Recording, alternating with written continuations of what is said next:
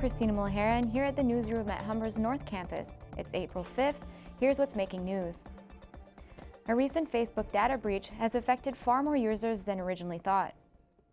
The New York Times initially said 50 million users were affected, and now the number has increased to 87 million.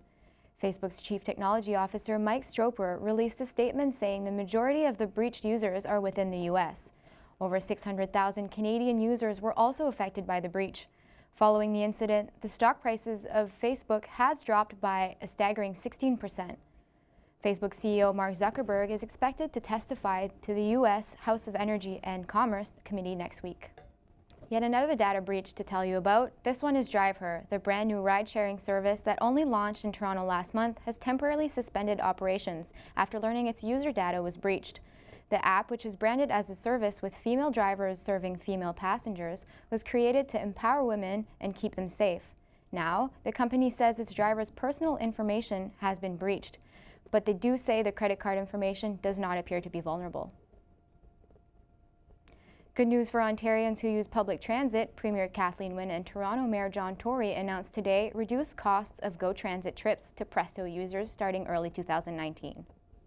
We are working across the province, but particularly in the GTHA, to make transit affordable, and that's why I'm very pleased to announce today that we're reducing fares and improving fare integration of the transit systems across the Greater Toronto-Hamilton area.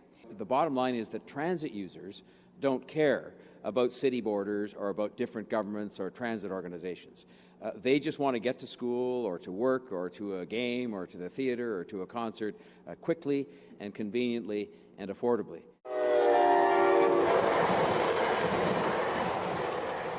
The discount of $3 comes for users traveling less than 10 kilometers anywhere on the GO network.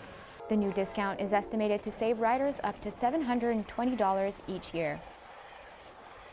A student at Humber's Lakeshore campus told CBC recently that she was treated unfairly when it came to paying her tuition. Madeline Arias is in her final year of the journalism program at Lakeshore. She was told she would be unenrolled if she was unable to pay her full tuition by a set date. A new policy was adopted by the college in July of last year, requiring students to pay their tuition fees each semester or be unenrolled from classes. She proposed a payment plan to the college, which was ultimately refused. Humber says the college did engage with Arias to come up with a solution. The student and our finance department had multiple conversations with respect to her specific situation. The plan she had requested just wasn't viable for the institution with respect to the terms of the extended payment plan. Rather, the college came back and suggested a different plan. And the student, we have records that indicate the student agreed to the plan that she ultimately paid and paid towards. Leopold says the college has experienced an increase in the number of unpaid fees each semester over the last 3 years, and that is why the regulation was introduced.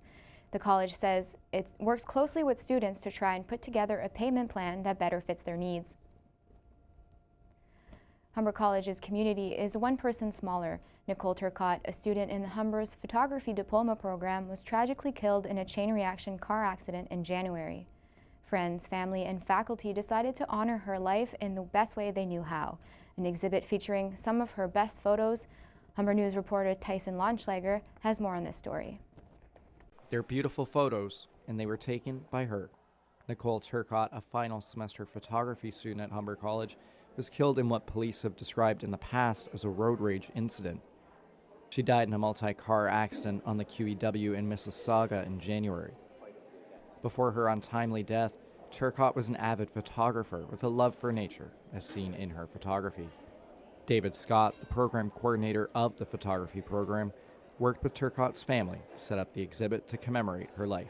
Remembering Nicole, but also remembering passion for art, passion for photography, and love of nature. That's the main theme of today.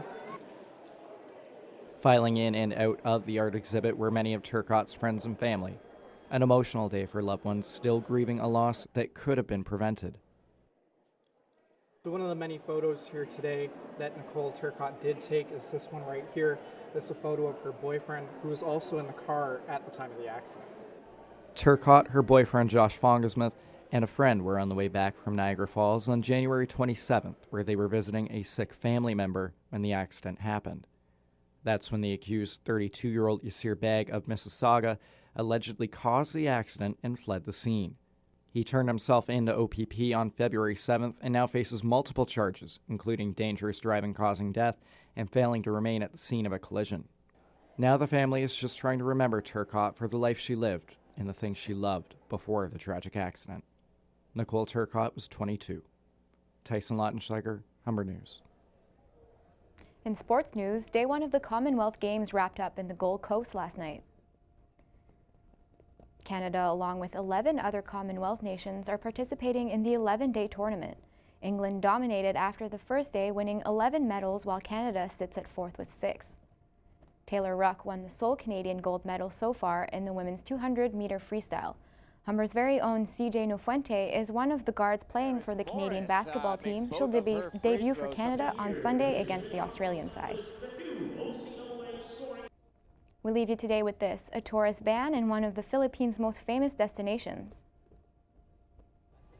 Boracay, an island with some of the country's nicest beaches and resorts, is in need of a cleanup. The government plans to demolish illegally built structures in its protected areas like the wetlands. The government has described the island as a super pool. Here's the president's spokesperson. The cabinet and the president approved the recommendation of the three departments, the ENR, DOT, and DILG, for a maximum closure of Boracay for the maximum period of 6 months. The island is known for its white sandy beaches and lively nightlife. It attracted nearly 2 million visitors last year. That's all for today. Remember, you can head to humbernews.ca any time of the day's news and much more. Humber News is written and produced by the students in the journalism program. Our technical crew are students in the broadcast videography program. I'm Christina Mulheron. Thanks for watching, and we'll see you again next time.